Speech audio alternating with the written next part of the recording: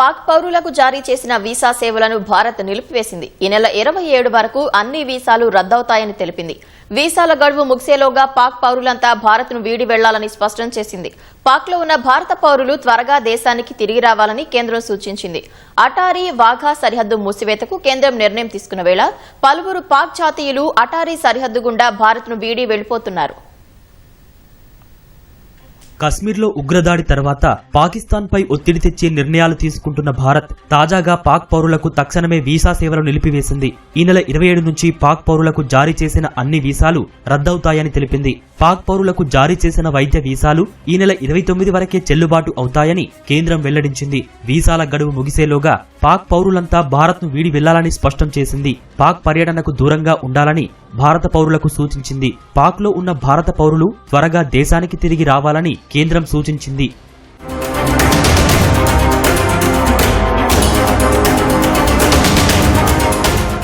సీమాంతర ఉగ్రవాదానికి ముగింపు పలికే దిశగా భారత్ కఠిన నిర్ణయాలు తీసుకుంటున్న వేళ పాక్ పౌరులంతా అమృత్సర్లోని అటారీ వాఘా రోడ్డు మార్గం ద్వారా భారత్ను వీడుతున్నారు.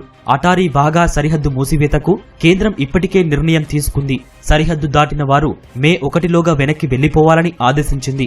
పాక్ పౌరులను భారత్లోకి అనుమతించకూడదని నిర్ణయం తీసుకుంది. ఈ మేరకు పలు పాక్ కుటుంబాలు ఇంటిగ్రేటెడ్ చెక్పోస్ట్ నుంచి పాకిస్తాన్ వెళ్లిపోతున్నాయి. తమ వీసా గడువు 45 రోజులు ఉన్నప్పటికీ భారత్ను వీడి వెళ్లిపోతున్నట్లు ఓ పాక్ కుటుంబం వెల్లడించింది. అమాయకులను ఎవరు చంపినా వారికి శిక్ష పడాల్సిందేనని చెప్పారు. हमको तो नहीं मालूम, हम आए थे घूमने के लिए ना, तो हमको ऐसे ही 22 को वापसी थी, तो हम तो उसी हिसाब से आ गए।